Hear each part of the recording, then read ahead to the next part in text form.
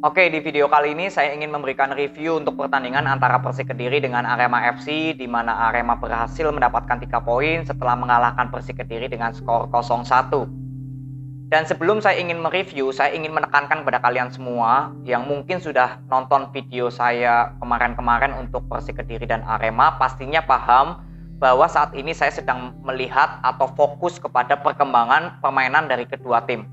Jadi saya bukan berbicara masalah Persik Kediri ini kalah, Arema FC ini menang.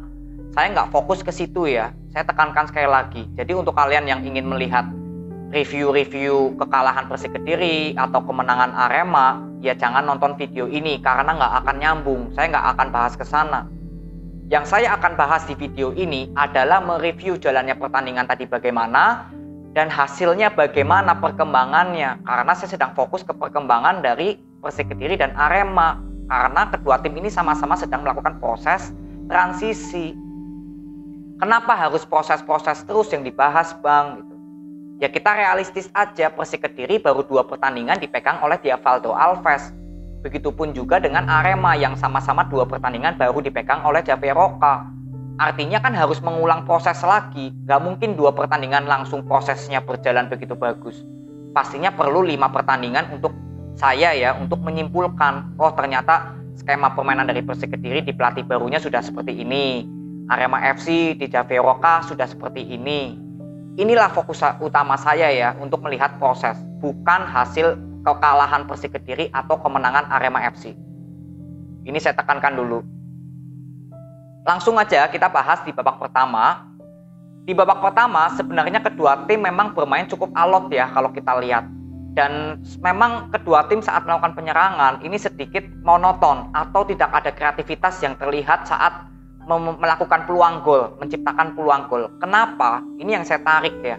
Di babak pertama, dari Persik Kediri dulu, sebenarnya penampilan Jenderson dengan Adi Eko menurut saya nggak terlalu perform di pertandingan kali ini. Dari Adi Eko dulu, ketika banyak mendapatkan bola untuk membangun serangan, ini berapa kali masih sering telat melakukan overlap. Memang posisinya Adi Eko sebagai gelandang bertahan.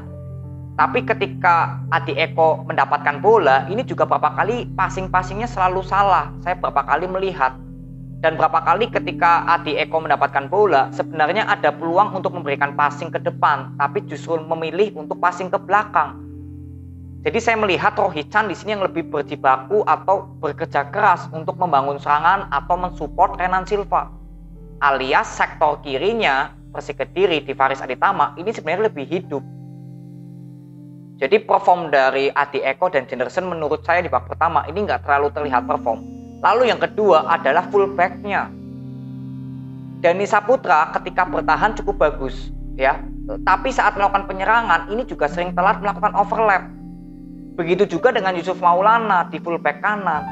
Saya sudah mengatakan berkali-kali, Yusuf Maulana ini kalau bermain di kanan memang nggak terlihat seperti posisi naturalnya.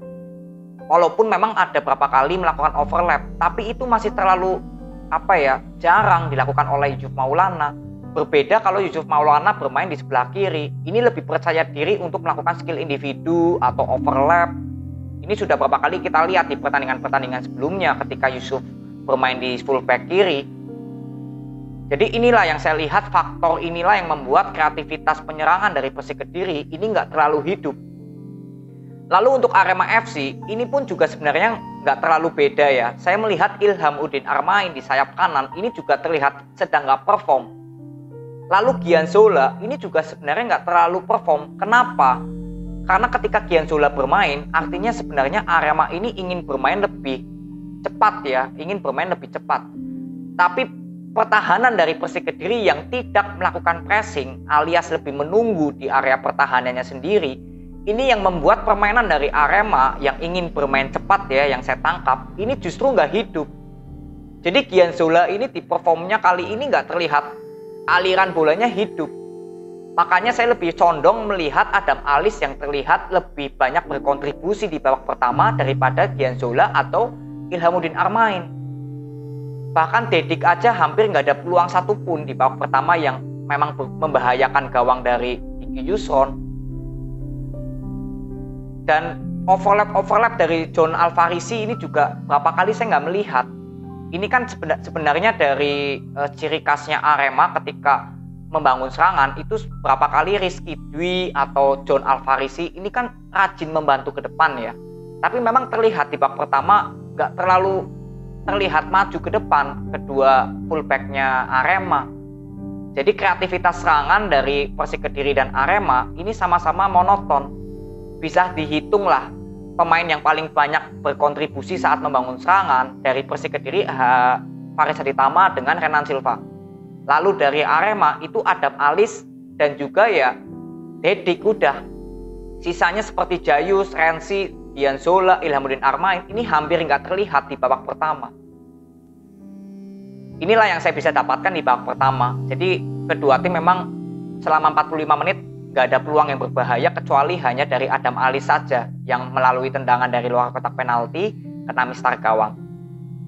Lalu kita masuk di babak kedua. Di babak kedua di menit 56 ini Arema FC kalau boleh dibilang Coach Javeroka melakukan pergantian pemain. Dan ini menurut saya cukup bagus ketika Ilhamuddin Armain diganti oleh Irsad Maulana. Lalu Gian Zola diganti oleh Dendi Santoso. Artinya di sini Dendi Santoso bermain di kanan, Irsad Maulana di kiri, dan Adam Alis digeser ke gelandang serang ya. Jadi berapa kali bertukar posisi dengan Dendi Santoso di kanan. Nah ini sebenarnya sudah keputusan yang cukup bagus karena Ilhamuddin Armain memang nggak terlihat berjalan. Tapi ketika Adam Alis bermain di sektor gelandang serang atau sering bermain di kanan juga, ini juga terlihat lagi ciri khasnya Adam Alis yang saya katakan visi misinya ini seperti nggak kayak di babak pertama. Berapa kali melakukan keputusan-keputusan yang justru nggak terlihat berjalan dengan baik gitu loh, serangan-serangan dari Arema. Jadi sebenarnya untuk penyerangan dari Arema di babak kedua, walaupun dengan melakukan banyak pergantian pemain, ini juga nggak memberikan dampak apapun di permainannya, di skema permainannya. Tetap masih monoton menurut saya ketika melakukan serangan. Begitu juga dengan Persik Kediri setelah Javeroka melakukan pergantian pemain, Rivaldo Alves juga melakukan pergantian pemain. Di sini Renan Silva ditarik oleh Bayu Otto. Sebenarnya saya kurang setuju ya dengan pergantian ini. Kenapa? Sebenarnya yang saya ingin adalah Adi Eko yang ditarik untuk menggantikan Bayu Otto. Karena sebenarnya untuk penampilan Renan Silva di babak pertama itu berapa kali ketika mendapatkan bola itu cukup bagus loh memberikan passing. Tapi memang di babak pertama memang Renan Silva nggak terlalu banyak mendapatkan bola karena memang support yang tadi saya katakan. Adi Eko dan Jederson ini nggak banyak mensupport Renan Silva. Makanya saya lebih menginginkan sebenarnya ya Bayu Otto masuk menggantikan Adi Eko. Tapi is okay, nggak masalah. Lalu Arsyad digantikan oleh Abioso. Artinya Jederson ditarik ke target man, Abioso ditaruh di sebelah kanan. Apa yang terjadi? Tetap saja Jederson ternyata saya baru bisa menyimpulkan bahwa memang Jederson ini bapuknya bukan main. Sudah dikasih bola enak dengan para pemain dari Persik Kediri, tetap saja belum bisa menciptakan peluang gol. Ya belum bisa menciptakan peluang gol. Jangan berbicara gol dulu. Peluang golnya aja nggak bisa dimanfaatkan oleh Jederson yang berapa kali mendapatkan peluang. Makanya saya baru bisa menyimpulkan sekarang bahwa Jederson ini benar-benar bapuk kalau menurut saya. Ya sorry saya mengatakan ini karena kenyataannya saya melihat sampai gregetan. Keputusan-keputusan untuk melakukan shoot dari luar kotak penalti juga bolanya pelan, off target. Ya inilah saya melihat Jederson nggak berkontribusi sama sekali di pertandingan kali ini. Alhasil Arema FC akhirnya bisa melakukan gol ya melalui dari Irsad Maulana dan itu melalui set play bola mati lagi. Jadi saya nggak bisa mengomentari set play bola mati. Tapi yang saya ingin lihat adalah ketika Yusuf Maulana menjaga Irsad Maulana ya, ini sama-sama Maulana namanya ya. Itu terlihat jelas bahwa memang Yusuf ini nggak terlalu bagus ketika bermain di fullback kanan, baik dalam pertahanan dan penyerangan. Itu terlihat Yusuf nggak berhasil melihat bola ini datang dari posisinya Irsad Maulana yang sudah ada di belakangnya. Itu yang saya bisa komentari aja dari golnya Arema, tapi sisanya saya nggak bisa komentari karena itu set play bola mati. Dan Persik Kediri sebenarnya di babak kedua juga banyak peluang ketika Yohanes Pahabol masuk gitu ya. Itu juga memberikan berapa kali peluang-peluang lah yang tercipta. Tapi memang kembali lagi finishing dari para pemain Persik Kediri yang belum bisa menciptakan gol. Ini kembali lagi ke kualitas pemain. Karena sebenarnya untuk skema permainan dari kedua tim, ini kesimpulannya, sebenarnya untuk skema kedua tim ini terlihat jelas lagi proses transisi. Kalau menurut saya, walaupun Persik Kediri kalah ya 0-1 dari Arema, tapi dengan melihat permainannya, ya kalau untuk saya melihat prosesnya, cukup bagus Persik Kediri bermainnya. Di babak kedua juga terlihat lebih banyak bisa menciptakan peluang gol. Jadi kalau yang fokusnya hanya kalah, ya pastinya nggak akan bisa berpikir jernih seperti saya. Saya dari sudut pandang yang berbeda, saya melihat kekalahan Persik Kediri, tapi bermain bagus, skemanya sudah mulai terbentuk. Entah kalian setuju atau enggak, ini opini saya. Nanti saya akan bahas dan saya akan buktikan di pertandingan-pertandingan berikutnya, bagaimana skema permainan Persik Kediri bisa konsisten nggak seperti ini. Lalu untuk Arema FC, ini juga terlihat bagaimana transisi ini masih belum bisa terlalu dipahami oleh para pemain Arema. Overlapnya sering telat, walaupun memang passing-passing long ball sudah tidak ada lagi ya. Ini kan passing-passing yang berapa kali sering dilakukan oleh Arema ketika dilatih oleh Almeida dan tidak efektif.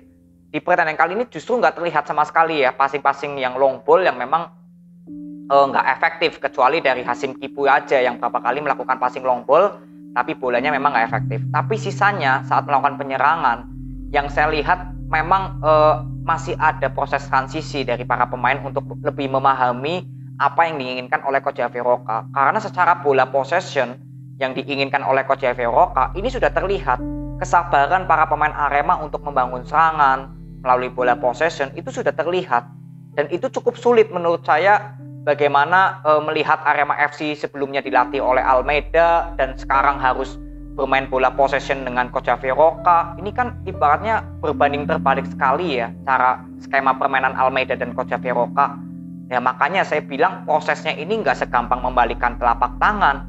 Tapi sudah terlihat bahwa skema permainan dari Coach Javier Roca bersama Arema ini secara perlahan memang sudah terlihat ada transisi. Inilah yang saya bisa simpulkan skema permainan dari kedua tim, bahwa Persik Kediri ya menurut saya sudah cukup baik. Hanya tinggal perform dari kualitas pemain dari Persik Kediri yang memang belum bisa menciptakan gol, terutama Jenderson. Lalu untuk Arema FC ya terlihat masih banyak sekali overlap dari fullbacknya atau pemain tengahnya yang memang masih minim ya untuk memberikan support penyerangan. Tapi ya is okay, ini proses ya, kembali lagi saya katakan, saya nggak fokus kepada hasil kekalahan Persik Kediri maupun kemenangan Arema, tapi saya tetap katakan untuk Arema FC tetap selamat ya, dan untuk Persik Kediri walaupun kalah, ya inilah proses, harus kita bisa nikmatin bersama-sama, harus bisa terima. Jadi kita belum berbicara masalah hasil menang atau nanti imbang atau kalah untuk Persik Kediri, tapi bantulah untuk kita lihat prosesnya akan seperti apa. Apakah untuk supporter Persik Kediri kecewa dengan permainannya? Ya kembali lagi ke kalian. Kalau hasilnya kalah ya mungkin kecewa, tapi kalau melihat skema permainannya, kalau saya ya nggak kecewa, sudah cukup bagus. Dan Arema FC walaupun menang, tapi skema permainannya juga nggak berjalan. Jadi inilah yang saya bisa dapatkan. Semoga untuk kedua tim bisa memberikan ya permainan yang lebih baik lagi. Ini evaluasi yang saya bisa berikan sesuai dari pandangan saya sendiri.